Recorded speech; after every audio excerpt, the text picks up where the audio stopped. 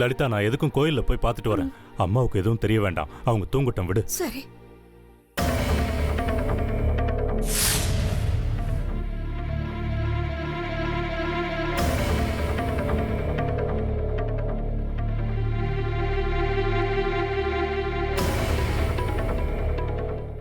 என்ன தேசிகர் ஐயா இது?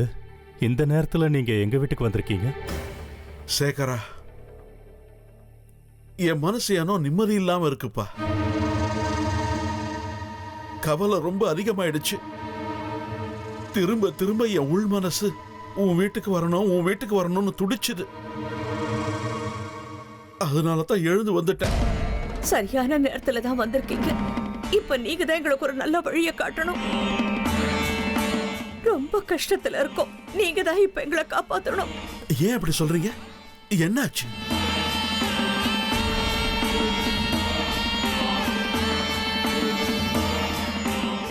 என்ன ஆச்சுன்னு யாராவது சொல்லுங்க. சேகரா, எங்கேயோ கிளம்புற இல்ல? முகத்துல கவலை தெரியுது. எங்க கிளம்பிட்ட நீ? எங்க சுந்தரிய தேடித்தான். அப்படின்னா எங்க சுந்தரிய காணுங்க.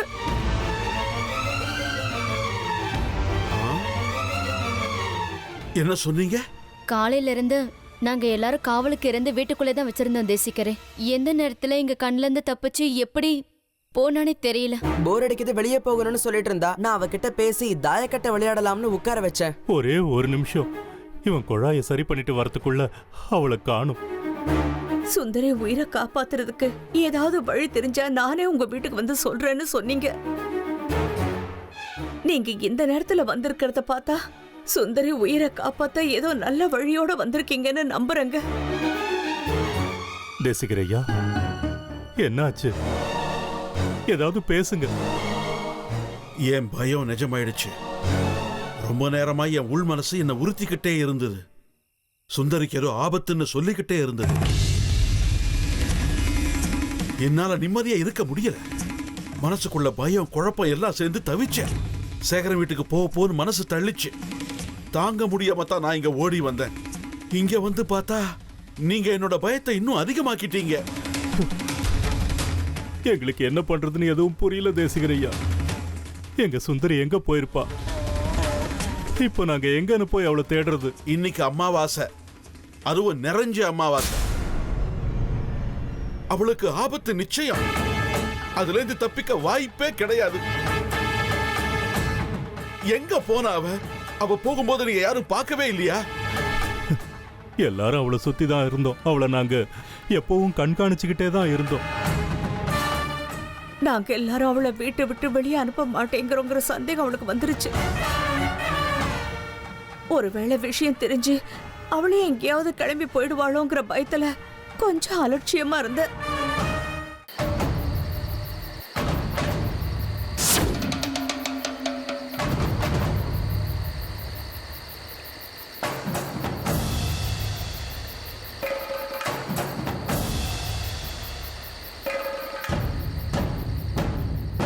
பாரு மணிகண்டா, நல்லா ஒத்து பாரு. உன் குருவோட பழிக்கு இந்த கன்னிகை ஏத்தவளா இருப்பாள்ல? உன்னுடைய குரு தன்னுடைய சக்திகளை மறுபடியும் அடைகிறதுக்கு இந்த கன்னிகை பொருத்தமா இருப்பாள்ல? பொருத்தமா இருக்கா? இது சரியான பலிதான். அஷ்ட லட்சணங்களும் நிறைஞ்சிருக்கு. மல்லியை விட 10 மடங்கு மேல இருக்கா. எந்த விதமான தோஷமோ குறையோ இவளுக்கு இல்லை இல்ல? கொஞ்சம் கூட இல்ல. சர்வ லட்சணங்களோட இருக்கா. என்னோட குருவுக்கு அவரோட மகா சக்திகளை அடையிறதுக்கு எந்த விதமான தடங்களும் இல்லை. யார் இந்த அஷ்ட லட்சணங்களும் உள்ள மகா கன்னிகை?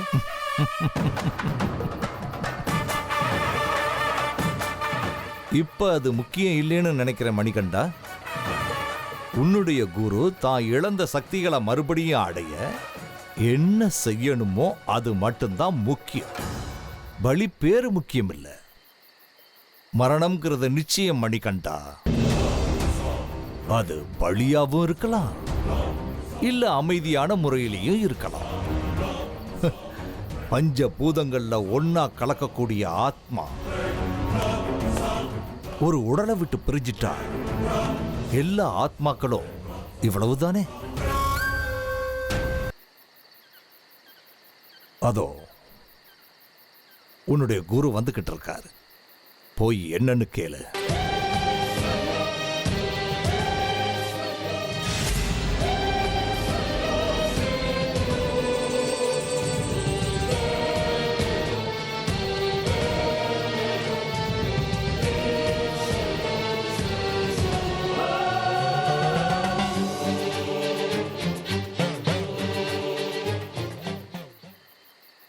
பலி கன்னிக தயாரா இருக்காளா? தயாரா இருக்கா. மண்டலத்துல படுத்திருக்கா. தெற்கு பக்கமா தலை வச்சிருக்கா. நீங்க ஒரு தடவை பாக்குறீங்களா? பலிக்கு இந்த உயிர் தான் முடிவு பண்ணதுக்கு அப்புறம் திரும்பவும் நான் அந்த உயிரை பார்க்க மாட்டேன்னு உனக்கு தெரியாது?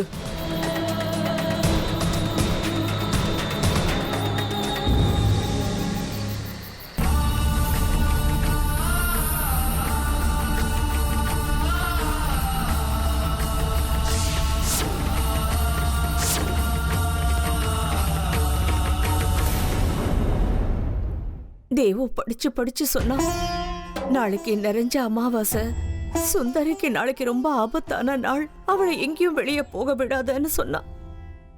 நாளைக்கு அவன் பூஜை பண்ண இங்க வருவான். ஆனா இப்ப இவளை காணும். அக்கா, எனக்கு உன்னுடைய வேதனை புரியுது. அழுததெல்லாம் போதும், எழுந்துரு. இந்த மாதிரி நேரத்துல உட்காந்து அழுதுட்டு இருக்க கூடாது. முகத்தை கழுவிக்கிட்டு சாமிக்கு போய் விளக்கேத்து. அந்த அம்மன் மனசு வச்சா சுந்தரி நிச்சயமா கிடைப்பான். மனசு பூரா இருள் சூழ்ந்ததுக்கு அப்புறம் வீட்டுல விளக்கேத்தி என்ன பிரயோஜனம் சொல்லு? எந்த ஆபத்துல அவ இருக்காளோ, என் பொண்ணுக்கு என்ன ஆச்சோ, எங்க என்ன கஷ்டப்பட்டுட்டு இருக்காளோ. சுந்தரி, நான் சுந்தரிய கடைசி அந்த பங்காரை கூட தான்மா பார்த்தேன்.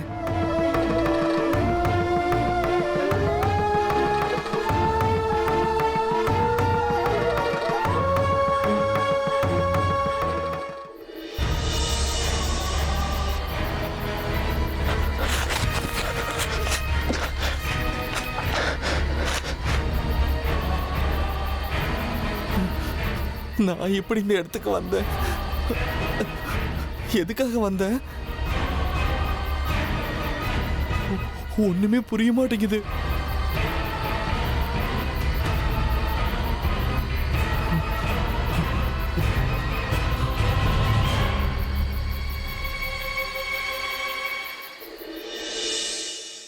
என்னோட ஒரே பொண்ணை மரணத்திலிருந்து காப்பாத்தணும்னு நான் போராடிக்கிட்டு இருக்கேன். ஆனா எங்க என்ன தப்பு பண்றேன்னு எனக்கு தெரியல. என் செல்ல பொண்ணு என் கண்ணு முன்னாடியே மாயமா போயிட்டா. என்னால எதுவுமே செய்ய முடியல. நம்பிக்கையை விடாத சேகரா, இதுல உன் தப்பு எதுவுமே இல்லை. எல்லாம் நம்ம சக்திக்கு மிஞ்சினது, விதியோட விளையாட்டு. விதியோட விளையாட்டுன்னு சும்மா இருக்க முடியுமா தேசிகரையா? நீ எவ்வளவு முயற்சி பண்ணாலும், எவ்வளவு எச்சரிக்கையா இருந்தாலும் விதி தன்னோட வேலையை செஞ்சே ஆகும். நான், நீ, நம்மெல்லாம் வெறும் மனுஷங்க. நம்ம சுந்தரியோட விஷயத்திலையும் அப்படித்தான். பங்காரி வெறும் பகடக்காய் தான். அவன் வேணும்னு எதுவுமே பண்ணிருக்க மாட்டான். அவன் வெள்ள மனசுக்காரன். சுந்தரியோட பிறப்பு ரகசியம் அவனுக்கு தெரிஞ்சிருந்தா அவனும் கவலைப்பட்டு நம்மள மாதிரியே துடிச்சிருப்பான். சுந்தரி இந்த ஆபத்திலிருந்து காப்பாத்த அவனால முடிஞ்ச முயற்சியை பண்ணுவான். ஆனா அப்படியெல்லாம் எதுவும் நடக்காது. அந்த பங்காரி வரும்போதே நாங்க கொஞ்சம் எச்சரிக்கையா இருந்திருக்கணும். அவனை வீட்டுக்குள்ளேயே விட்டுருக்க கூடாது. அப்படி நினைக்கிறது சகஜம், அதுவும் இந்த மாதிரி நேரத்துல. இது இப்பவே உன்னை இந்த கட்டுப்பாட்டில இருந்து விடுதலை பண்ற தாய்.